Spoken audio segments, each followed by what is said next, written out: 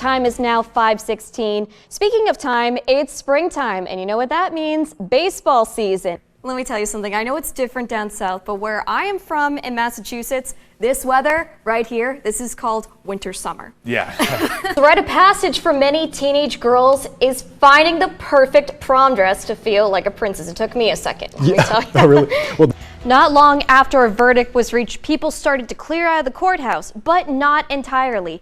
This video in the monitor here is footage of a fight that broke out outside. But a judge has temporarily blocked that requirement. Meanwhile, millions of eligible Americans have already started rolling up their sleeves for a third shot of the Pfizer vaccine. Let me tell you, these girls are real artists, especially my friend Olivia here, who's making something super special. People here are pushing to remove criminal and civil penalties for having just an ounce of marijuana. Joining us with the details is Marketing Director Beth Olson. Welcome back. Hi. And who do we have here? It's always good to be here. This is Chili. We're going to take a look at your Renfro's collision traffic report. This is Georgetown Road. Right here, I have a 2014 Chevy Sonic with over 100,000 miles.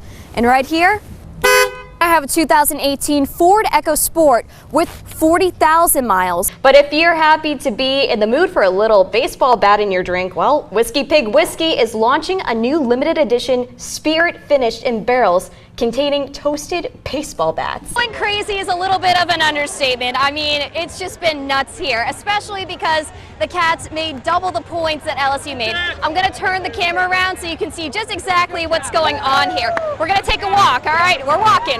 Purpose is to harmlessly connect with family and friends through video and picture. But police in the school worry that harmless may not have been the intention of that post. Sure, you've heard of an Easter egg hunt for kids, but how about one for dogs? Yeah, that's right. Well, that's just what happened Sunday morning at Paws in the Park. Hey guys, officially Christmas Island isn't going to start until 6 o'clock, but I'm getting a little bit of an early preview because someone special just picked me up for a ride. Look who it is. That is not all of it in the cemetery. It's been pushed back quite a few rows. If you come up here, it is in pieces. We are talking 1, 2, 3. Gerald Stopp pulled his pickup truck over to check the oil in his car and then critically injured as the driver drove away.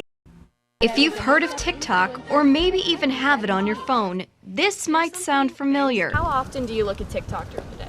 Ooh, probably like 2 hours every day. Probably too much. I feel like many people are using it, even like below my age are using it. In addition to being a popular social media app, it's recently proven to be a powerful resource, a life-saving one. Just following this Toyota Corolla from Madison County. We just crossed the Laurel County past exit 49.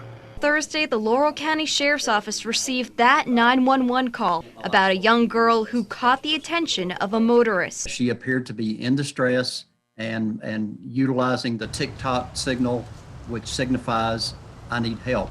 Here's what it looks like. You want to put your hand up like this, touch your thumb to your palm, and then curl your fingers over it. Staged cars in an area close to where the accused kidnapper's car was heading, about 9 miles south of where the original call came in. A construction area prevented them from turning around. And then James Herbert Brick was arrested in London. According to the Laurel County Sheriff's Office, the hand gesture is a silent cry for help in circumstances of domestic abuse. A women's group in Canada came up with that signal during the height of the pandemic.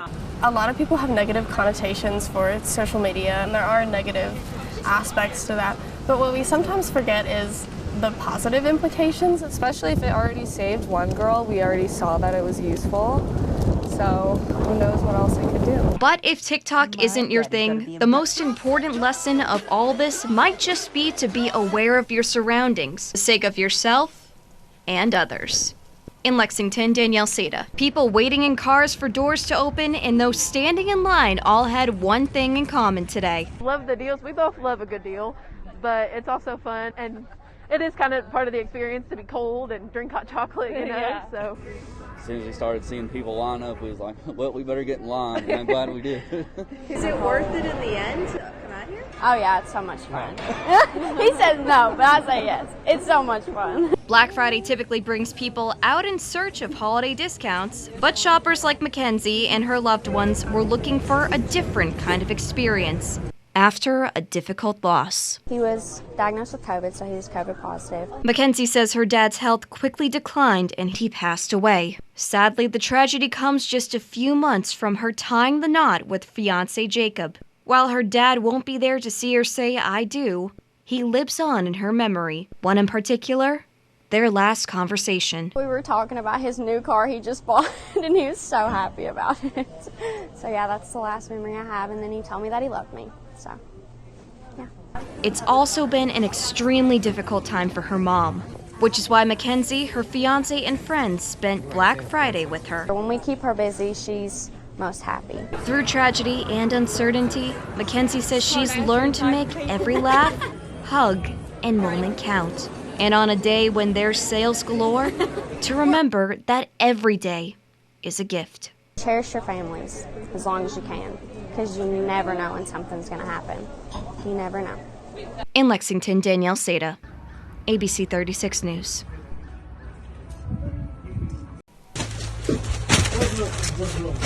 Last week, Victor Selipina and a group of men from the Ukrainian Pentecostal Church embarked on a mission trip to Ukraine, potentially putting himself in harm's way and leaving behind his wife and young children. Nicholas is here. He actually cried. He didn't want me to go because he knew. He's seen the videos. He's seen, the horror that's going on there. I kind of wanted to go with him too. I kind of felt bad, but I let him go. After landing in Poland, the group made their way to the border of Ukraine. But there was a 23-hour obstacle in the way. We actually had to completely disassemble our bulletproof vest, so the actual metal or the steel is separate. You had a lot of those, right? Yeah, we had 96. Selipina says hotels close to the border were hard to come by because many people left everything to run to safety. I think it was like 2 a.m. in the morning, and they were crossing the border on foot. And you could see like a crowd of, I don't know, maybe 30, 40 people. They're kind of standing there all trying to warm up with like young children. Throughout the week, the group traveled to 4 different hotspots in the country, delivering medical supplies and bulletproof vests to the volunteers taking humanitarian aid to people in need. At one point, the group stopped at a warehouse to buy food and discovered they had run out of donation money, about $9,000 short. The supplier was able to hold the supply, the noodles, and he said, I'm going to release it, that way you can get it to the people, and then whenever you have the money, you can forward the money to us. Selipina and the group returned home early Friday morning, met by a warm welcome home. I couldn't go to bed for some reason, so when he came in, I still stayed up. I gave him a big hug. While Selipina says he has no immediate plans to return, he hopes to stay involved and wants to remind people that relief efforts don't require much other than the desire to help. In Lexington, Danielle Saitta, ABC 36 News. Danielle, thank you for that update. If you missed Danielle's original story with Victor, he is from Ukraine, but came to this country at the age of 8, settled here in central Kentucky.